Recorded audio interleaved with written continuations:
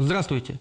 С вами в телеэфире 31 канала снова я, журналист Геннадий Бендицкий, вместе со своими коллегами Маратом Осиповым и Сапой Микибаевым.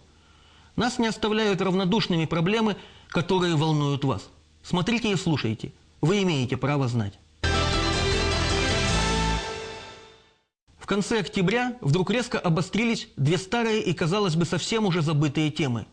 Во-первых, были официально озвучены выводы Счетного комитета по поводу расходования средств, выделенных государством на проведение зимней Азиады 2011 года. Почти с двухлетним опозданием вдруг заговорили о необоснованном использовании почти 10 миллиардов бюджетных тенге при строительстве спортивных объектов для зимних видов спорта, которые после Азиады почти не используются и не представляют из себя большого коммерческого интереса. Во-вторых, вновь вернулись к активному обсуждению затеи строительства в Казахстане международного горнолыжного курорта экстракласса. Причем в качестве основного места, где собираются его строить, опять рассматривают урочище Кокжайляу. Это, наверное, единственный оставшийся в алматинских предгорьях район, еще не сильно загаженный деятельностью человека, и который, в общем-то, даже можно считать нетронутым. Для того, чтобы решить дальнейшую судьбу Кокжайляу, в Алматы собрались за одним столом отечественные чиновники и зарубежные эксперты. Последние, кстати, все больше наемные. Итак, Азиада почти двухлетней давности и новый горнолыжный курорт. Что может быть общего у этих двух, на первый взгляд, вроде бы совсем не пересекающихся тем? Оказывается, как всегда, деньги. Большие деньги. Тема строительства в Алматинских горах международного горнолыжного курорта муссируется давно. Еще в советские времена ломали голову над тем, как привлечь в Казахстан иностранных туристов и зарабатывать на них валюту. Правда, тогда, помнится, пришли к выводу, что наилучшим вариантом для строительства горнолыжных трасс большей протяженности и крутизны являются верховья Тургенского ущелья. Но главным аргументом против стали большие сомнения, что этот весьма затратный проект когда-нибудь удастся отбить в коммерческом плане. Те, кто сегодня пытаются реанимировать эту старую затею, смотрят на жизнь куда более оптимистично. А их залихватский подход к делу со стороны выглядит похлеще, чем идея создания всемирной шахматной столицы, высказанная Остапом Бендером в известном произведении Ильфа и Петрова. Создание горнолыжного курорта на Кокжайле – это бред, это ахинея. Там негде кататься, нет снега, нет воды, нет уклонов, которые бы позволили сделать там какие-то более-менее приличные горнолыжные трассы. Наш Чембулак, в общем-то, не вполне отвечает международным стандартам в плане масштаба. Это довольно небольшой горнолыжный курорт. Но Кокжайля в этом отношении гораздо хуже Чембулака.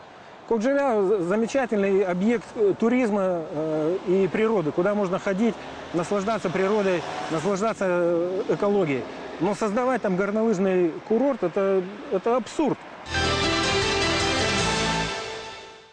Проект создания в урочище Кокжайляу горнолыжного курорта вызвал большое сопротивление как ряда экологических организаций, так и просто неравнодушных к природе людей. Организовалось целое общественное движение, в короткий срок собравшее порядка 4000 подписей в защиту Кокжайляу.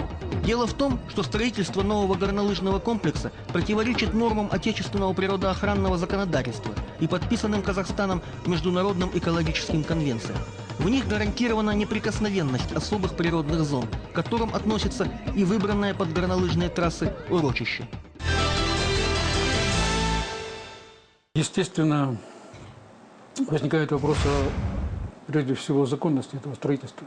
Почему? Потому что территория объявлена национальным природным парком. То есть фактически имеет высшую степень природоохранной, скажем так, защиты даже по международному статусу, который утвержден Международным союзом охраны природы. При этом подозрительным является молчание и Комитета лесного хозяйства, и Министерства сельского хозяйства. Но администрацию национального парка, наверное, уже просто вообще никто не спрашивает. Естественно, все эти противоречия заставляют огромное количество даже специалистов молчать, потому что они прекрасно понимают, что за этим стоят очень влиятельные лица, которые не желают себя раскрывать. Надо сказать, что столь серьезный общественный протест был вызван еще и довольно вольным поведением казахстанских властей, не слишком обремененных обязательствами за предыдущие провалы подобных долгосрочных проектов.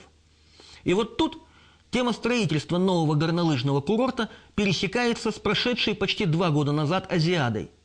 Дело в том, что одним из объектов, которые к ее началу должны были отстроить, был наш знаменитый горнолыжный комплекс Чембулак. С устаревшей еще советских времен инфраструктурой, не слишком протяженными трассами. На то, чтобы привести его в божеский вид, накануне Азиады были потрачены очень немаленькие суммы. Насколько большие? А вот тут-то и начинается самое интересное кино. Цифры колеблются. Изначально озвучивалось, что вместе с реконструкцией высокогорного катка Медео на доработку Чембулака выделен 1 миллиард 200 миллионов долларов США. Причем говорилось, что основные деньги пойдут именно на подготовку к Азиаде горнолыжного комплекса. Потом сказали, что сумма эта уменьшилась до нескольких сот миллионов долларов, что тоже, согласитесь, немало. Деньги были взяты в кредит. Их возврат был гарантирован одним из казахстанских коммерческих банков. Банк деньги отдал. А потом случился мировой кризис, и банковскую систему страны пришлось спасать государству, выделив на это средства из бюджета. В общем, получилось так, что за реконструкцию Чембулака государство расплатилось за наш с вами счет. Насколько продуктивно были использованы эти деньги, мы сейчас вам покажем. Изначально, по проекту реконструкции, горнолыжные трассы Чембулака планировалось довести до международного уровня, построить гостиницу Еврокласса в 5-6 этажей, закрытый автомобильный паркинг с вытяжкой и фильтрацией воздуха от выхлопных газов и многое-многое другое. Что мы имеем сегодня в реальности, вы сейчас видите на своих экранах. Первое, что бросается в глаза, это повсеместная грязь и неухоженность. Ограждение из обычных плохо обструганных досок. Нещадно испаханные гусеничной техникой горнолыжные склоны, на которых почти везде уничтожен их естественный природный слой. Эрозия почвы на склонах теперь вполне естественное продолжение некогда завораживающего уникального горного пейзажа. Древние деревянные ступеньки, обитые по краю обычным стальным уголком, ведут к одному из новых подъемников. Все та же старая гостиница, сохранившаяся с советских времен с ржавой крышей и стенами, облагороженными дешевым пластиком.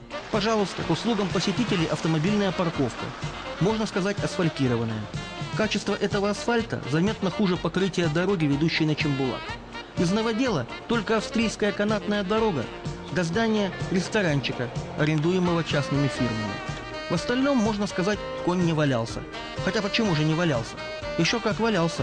Кони пасутся прямо на горнолыжных склонах, под стволами снегоразбрасывающих пушек. Плюс изобилие всевозможных помоек. Как говорится, картина масла. При этом многоопытные, знающие люди рекомендуют приехать сюда зимой, когда все минусы, проведенные 2 года назад реконструкции, закроет снег. Я являлся генеральным директором горнолыжного курорта Чембулак. Я являлся генеральным директором компании Медео. Это одно составное горнолыжного курорта Чембулак. Как по-вашему, те компании, в которых вы работали, справились там с задачей? Я считаю, что успешно.